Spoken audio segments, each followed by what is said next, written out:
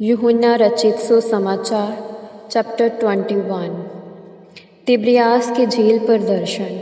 इन बातों के पश्चात यीशु ने तिब्रियास झील के किनारे फिर से अपने आप को चेलों पर प्रकट किया और इस प्रकार प्रकट किया।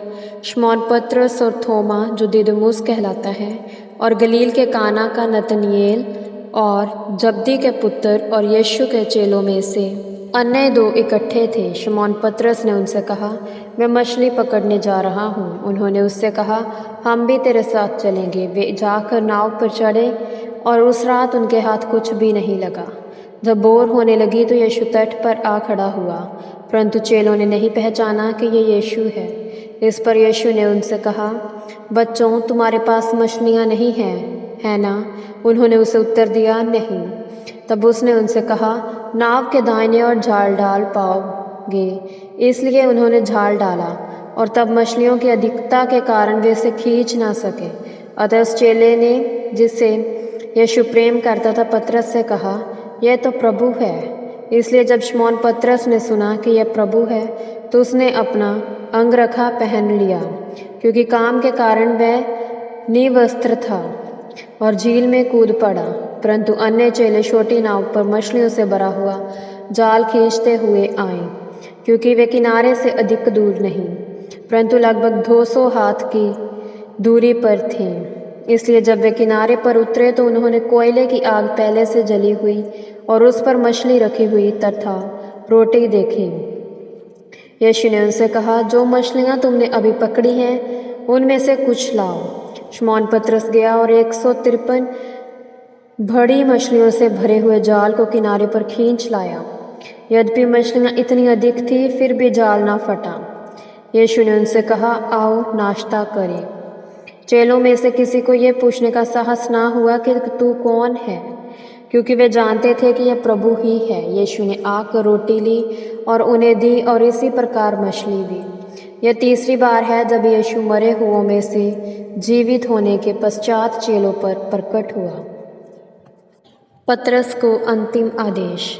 अतः जब वे नाश्ता कर चुके तो यीशु ने शमौन पतरस से कहा, हे शमौन, यूहन्ना के पुत्र, क्या तू इनसे बढ़कर मुझसे प्रेम करता है?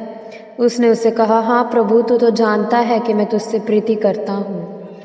उसने कहा, मेरे मेमनों को चरा। उसने फिर दूसरी बार उससे कहा, शमौन, यूहन्ना के पुत्र, क्या तू मुझसे प्रेम करता है? उसने कहा, हाँ प्रभु, तू तो जानता है कि मैं तुझसे प्रीत करता हूँ। उसने उनसे कहा, मेरी भेड़ों की रखवाली कर। उसने उसे तीसरी बार कहा, शमौन, यूहन्ना के पुत्र, क्या तू मुझसे प्रीत करता है? पतरस उदास हुआ, क्योंकि उसने उनसे तीसरी बार ऐसा कहा कि क्या तू मुझसे प्रीत करता है? और उससे कहा, हे प्रभु, तू सब कुछ जानता है, तू यह भी जानता है कि मैं तुझसे प्रीत करता हूँ। यीशु ने उससे कहा, तू मेरी भेड़ों को चरा। मैं तुझसे सच सच कहता हूँ, जब तू जवान था तो अपनी कमर कसकर जहाँ चाहता था वहाँ फिरता था, परंतु जब तू बूढ़ा होगा तो तू अपने हाथ फैलाएगा और कोई दूसरा तेरी कमर बांधेगा, और जहाँ तू ना चाहेगा वहाँ तुझे ले जाएगा। उसने ऐसा ये संकेत देते हुए कहा कि पतरस कैसी मृत्यु से परमेश्वर की महिमा करेगा। और जब वह यह कह चुका तो उसने उनसे कहा, मेरे पीछे चल।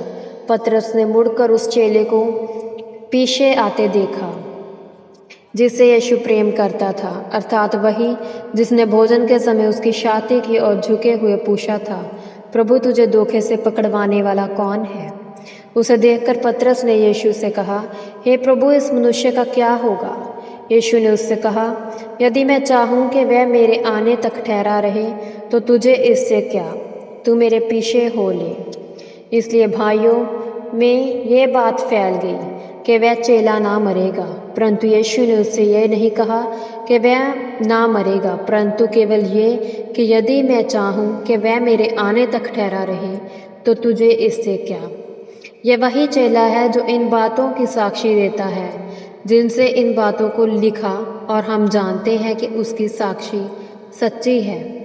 और भी बहुत काम है जो यीशु ने किए। यदि उन्हें एक एक करके लिखा जाता तो मैं सोचता हूँ कि जो पुस्तकें लिखी जाती वे संसार में भी ना समाती।